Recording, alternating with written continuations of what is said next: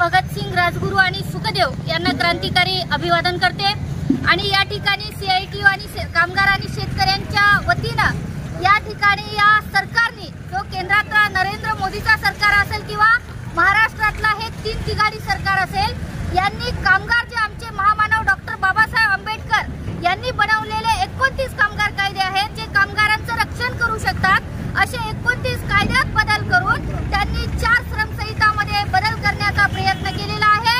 ते 4 श्रमसंहिता जर आपण बघितलेले आहेत की होते नव्हते तेच कायदे कामगारांच्या हिताचे नव्हते, कामगारांचं रक्षण करू शकत नव्हते, परंतु ते बदलून आता 4 श्रमसंहितेमध्ये रूपांतर केलेलं आहे।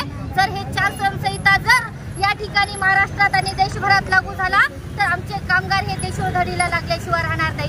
सोबतच या ठिकाणी सांगतोय की भाजपचं सरकारने या ठिकाणी नवीन जे जनसुरक्षा बिल आहे ते सुद्धा पास करण्याचं षडयंत्र या ठिकाणी महाराष्ट्रात आणि देशभरामध्ये रचलेलं आहे। ह्या दोन्ही कायद्याचा आज आम्ही धिक्कार केलेला आहे। इतर ते कायदे जाळून या ठिकाणी सरकारचा आणि शासनाचा निषेध केलेला आहे। येत्या काळामध्ये हे दोन्ही जे विधेयक